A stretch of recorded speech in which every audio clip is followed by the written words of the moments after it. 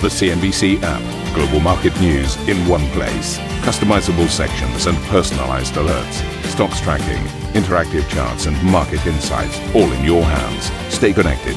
Stay informed. Download the CNBC app today. We will win because when you know what you stand for, you know what to fight for. And I will rescue the American dream. We're going to have the American dream back soon. Together, we will begin the 4 greatest years in the history of our country. Election day dawns. Kamala Harris and Donald Trump make their final pitches to the American people, holding their last rallies in the crucial battleground state of Pennsylvania.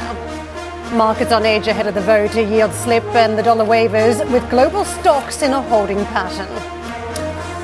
A strike over. Boeing workers vote to end their walkout after 7 weeks, accepting an improved contract deal and easing pressure on the troubled plane maker.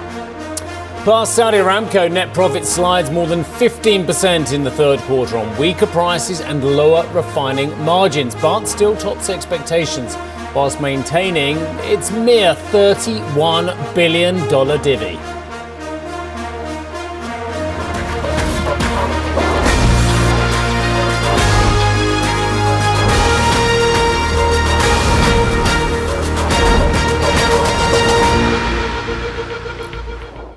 How long do you reckon?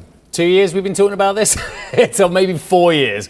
I had my first interview about it. Good morning to you. Good morning to you. Good morning. I know we're going to read on and go through all the stuff again, but I mean, I had my first interview on this with Lindsey Graham, of course, the great golfing buddy and the senator from the Republicans, about Trump. 2.5 years ago, so it's kind of like, and he was saying if he drops all, I remember him saying to me, if he drops all the stuff about January 6th and about the stolen election, then actually he could well win this as well. And that was Senator Graham, a couple of years ago. And don't forget, this started a little bit earlier than other campaigns too, with the switching of characters. Joe Biden on the back of that, a very explosive interview, and then of course Kamala Harris stepped in. So I think we were sort of dragged forward in the election campaign anyway because of that moment. Yeah, for sure. I mean, but my first words on my auto cue, my prompt, which I read assiduously, and I never muck up the rundown for the producers, it says, finally US election day. Well, the truth is it's not. Americans have been voting in their droves already. I think Absolutely. Last count, I think it was circa 80 million have already voted. So, yes, it's election day, But it's not even results day, because let's be brutally honest, this is the most dead heat of dead heat so far, if the pollsters are right, and I say that because they've got it dreadfully wrong so many times as well. December 13th, I think I mentioned a couple of shows ago, was when Al Gore finally threw in the towel against George Bush as well. So, yes, it's election day in name, but we've already had more Americans voting than perhaps will be voting on the day. We've already had a lot of concern about how long this will take, elongated legal challenges and recounts and what have you as well. So yes, it's election day. Great, we got here, but it's kind of one part of a bigger story. So the question for our viewers: how late are they staying up, or how early are they getting up to see the trickle of information? Since I last spoke to you, I've worked out my strategy. What's your strategy? Go to bed early. And what time do you get up? As soon as the excitement takes me. You get that block where you kind of tend to go to sleep quite a bit, and then you wake up in the middle of the night and you're like, it's like a meerkat or something. Well, I'm going to go to bed early and then just go through after that. Then stumble for the remote and see what happens from there. Stumble afterwards. Because it is finally, according to my prompt, US election day. Voters across America will head to the polls in what appears to be a neck-and-neck race for the presidency, with close contests also likely in the battles for control of the House, and possibly close in the Senate, although perhaps of the three, that's the least so, according to everything we've been told. Vice President and Democratic presidential candidate Kamala Harris spent the final day of campaigning in the state of Pennsylvania. Don't forget, of the 7 swing states, that's the one with the most electoral college votes. That would be a real prize for her. And indeed it would be for Mr. Trump as well. With success there crucial to both of their chances of securing the presidency. In her final rally in Philadelphia, Harris set out her policy pledges to voters and looked to draw a contrast with the Republican rival Donald Trump. Instead of stewing over an enemies list, I will spend every day on your behalf working on my to-do list. full of priorities to improve your lives. Together, we will build an economy where we bring down the cost of living.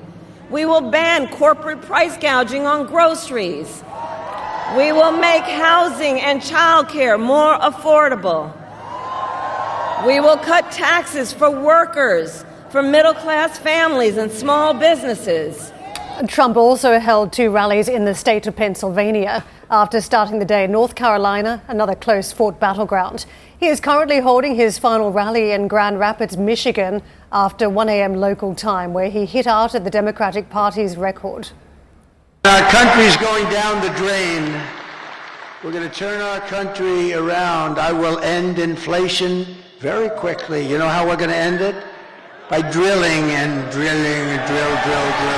Energy is going to bring everything down. Energy is going to bring it down.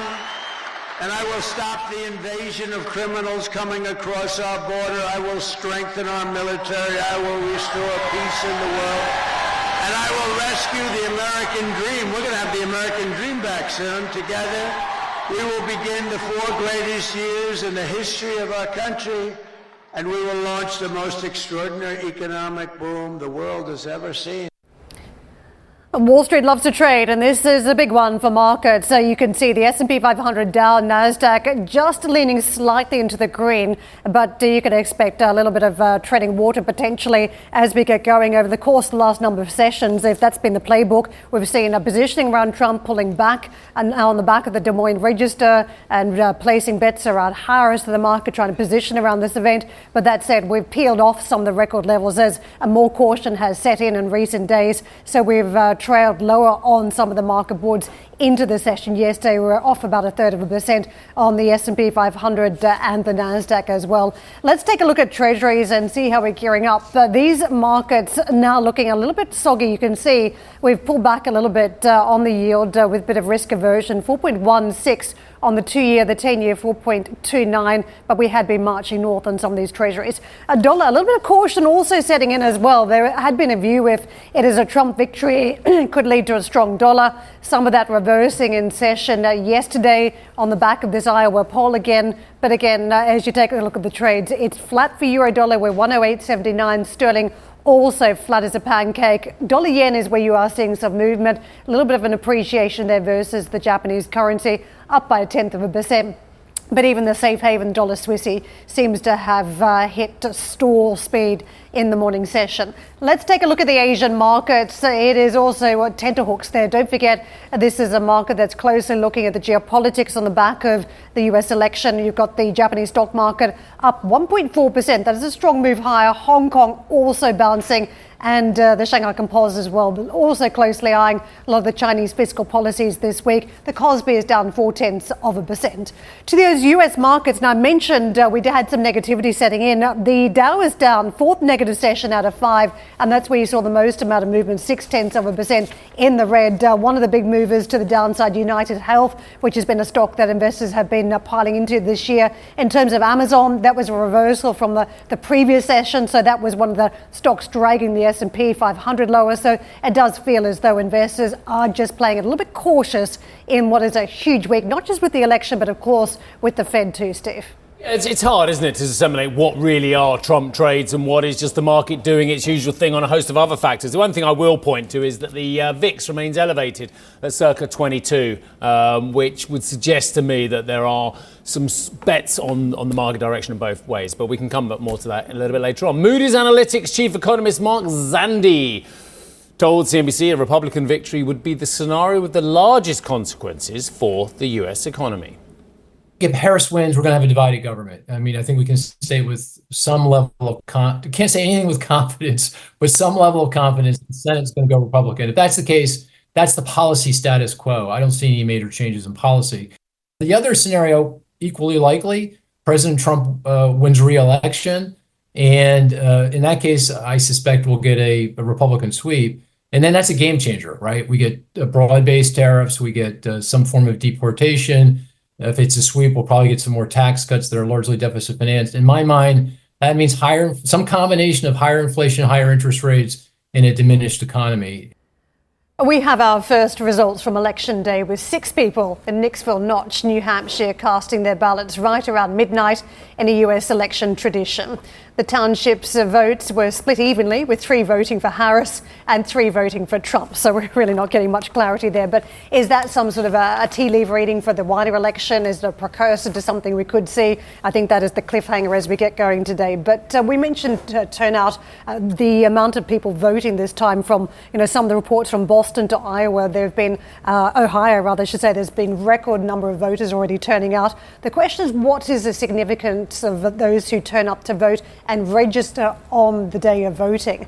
Because we've been talking about polling that takes stock of those who are registered previous to today. But what about those that turn up and vote on the day? So how significant will they be? And they were decent last time round as well. That was a feature of the election. The other big one for me is the gender vote here. And we're hearing a lot about it from some of the pollsters, where the suburban mums that are pushing back around abortion rights could be an interesting vote here, whether that is something that also throws a spanner in the works. Yeah, well, we sort of had a very good comment from our guest at the top of the show yesterday. She said women tend to get out and vote more than men, which is great. Well, I mean, good for women, shame for men not getting out in numbers. But the point is, it's Republican women as well as Democrat women. Yes. And I appreciate that reproductive rights clearly is an enormous issue here for Americans and American women especially. But the fact of the matter is, Republican women turn out in force as well as Democrat women as well.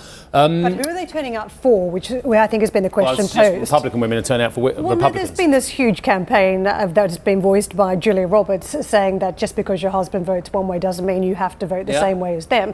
This sort of secret ballot vote, which of course Trump has also pushed back about. So whether that is something that is a feature or whether it's just electioneering by some of the candidates will remain to be seen. Mark Zandi just talking about the consequences for the US economy on both scenarios, and saying how a Trump presidency probably has the greater implications for the US economy. I would suggest the greater volatility perhaps for the US economy rather than the greater implications. Either policies have great implications by the nature of it.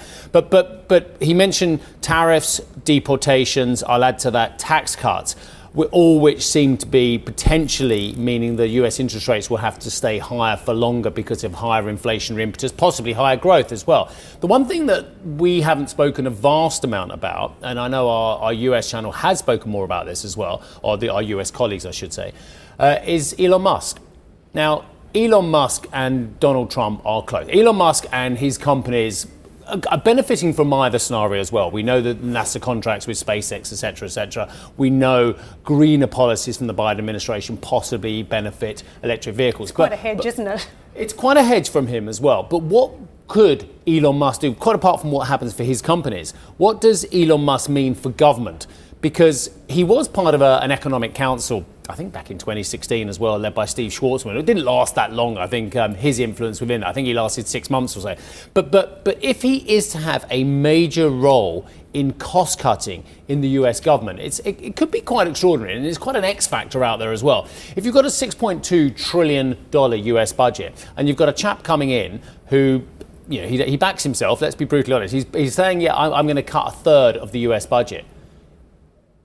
If you can cut $2 trillion off the US government budget, I'm not saying he can, I'm not saying he can't, but that is an extraordinary X factor, which I don't know if we've talked about enough as well. Yeah, some sort of efficiency drive, and I think other governments are talking about this too, given that we are continually seeing government spending increase from here. So it is a feature. For me, what was interesting too was a lot of the Trump trades versus Harris trades, and we saw yesterday after that poll from Iowa that some of the green energy companies, even in Europe, were on the move to the upside in terms of repositioning.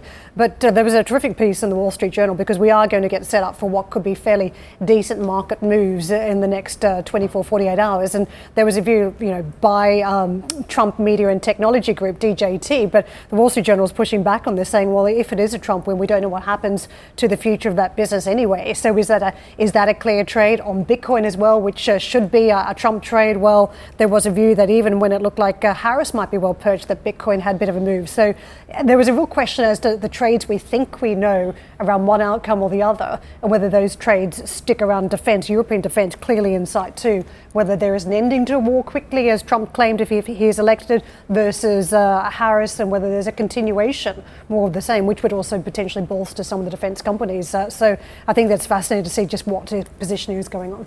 And you can keep up with all the latest twists and turns from the presidential election on our live blog over on CNBC.com.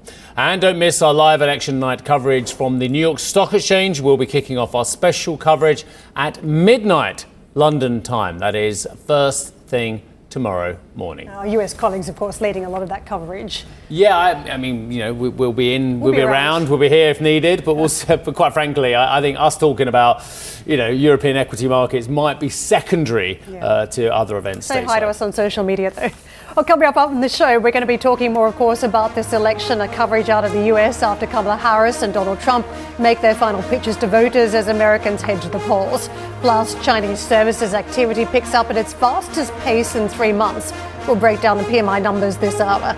And DHL Group says it's reckoning with a slowdown in global trade as it posts a miss in third quarter net income. We'll hear from the CEO, Tobias Meyer. That is at 6:30 GMT.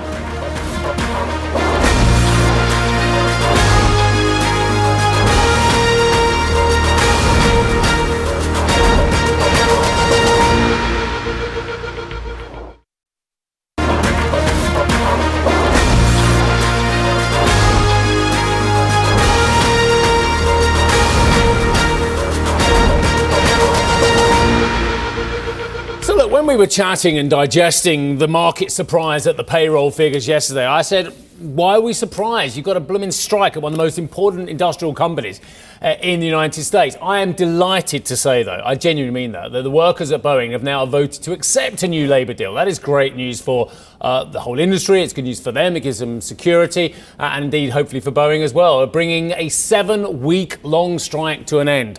The new contract offers a 38% pay rise across 4 years, with the union calling the vote a defining moment. Boeing said it was pleased to have reached a ratified agreement. Karen.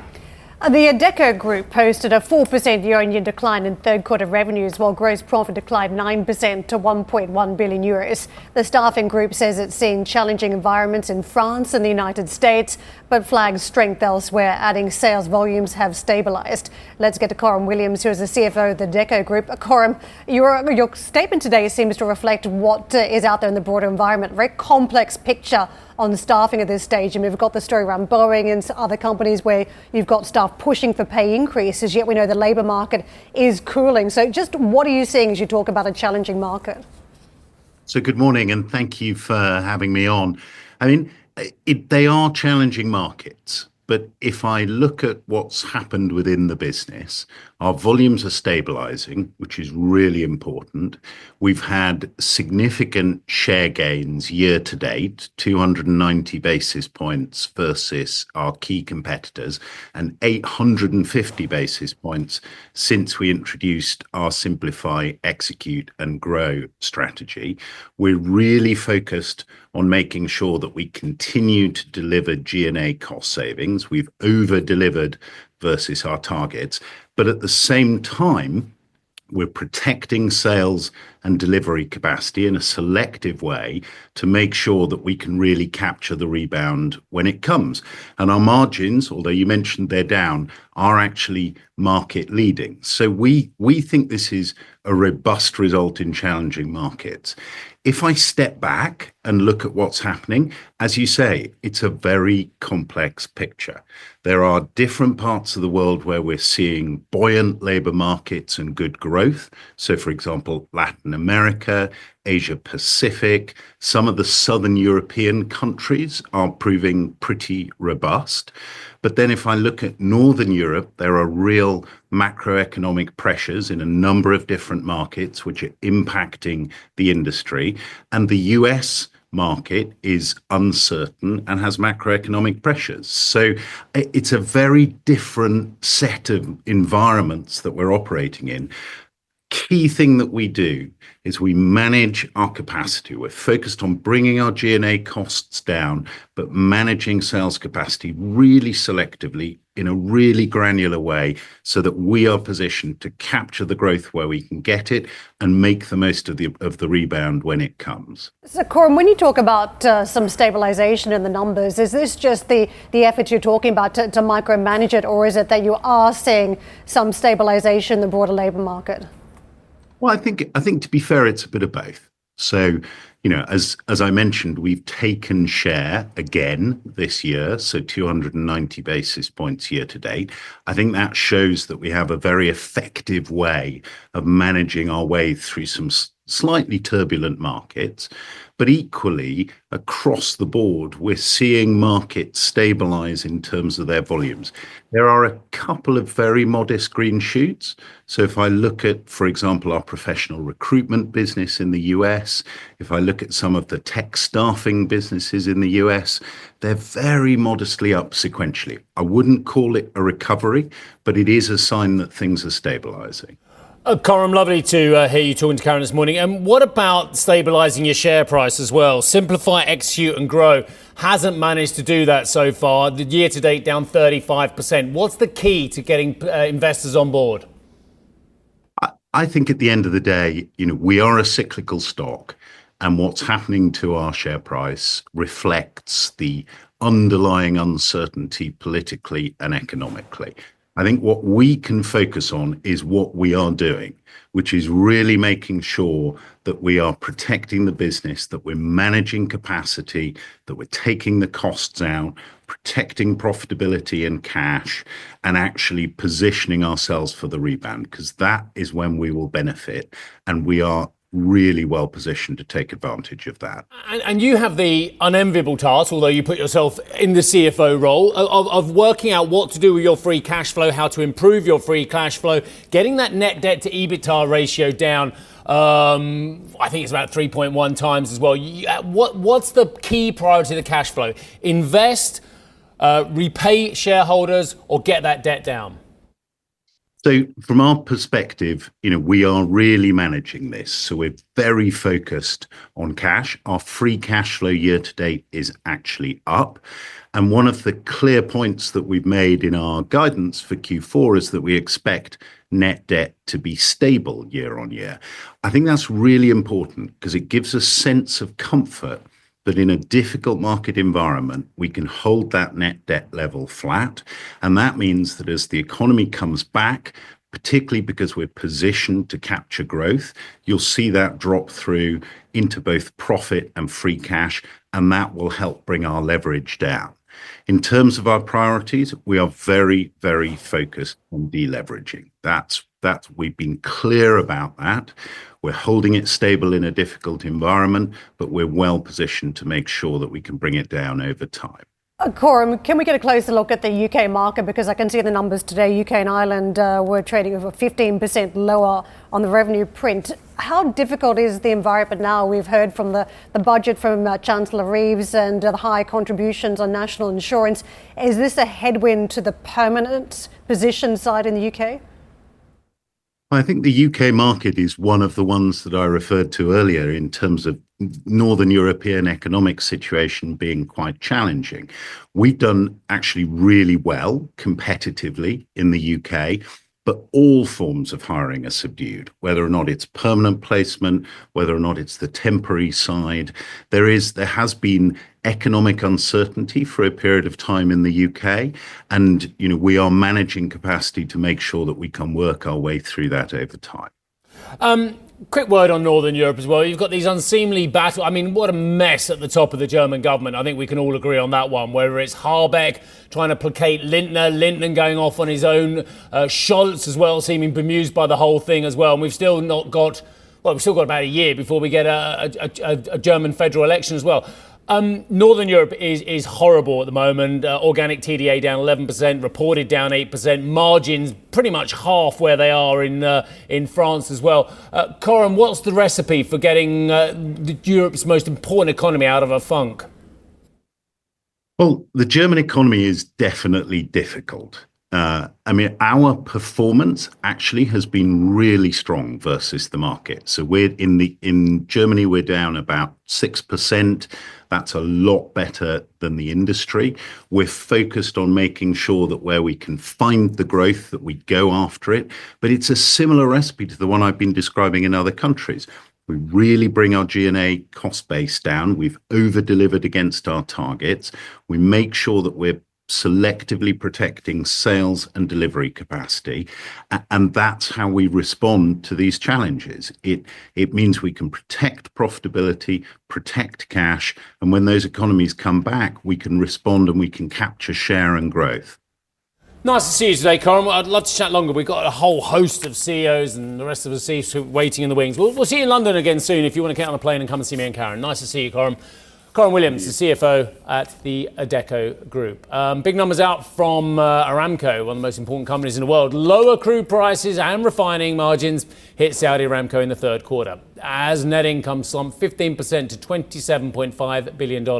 That's though above the company-provided consensus. The energy giant said it would maintain its divvy at $31.1 billion.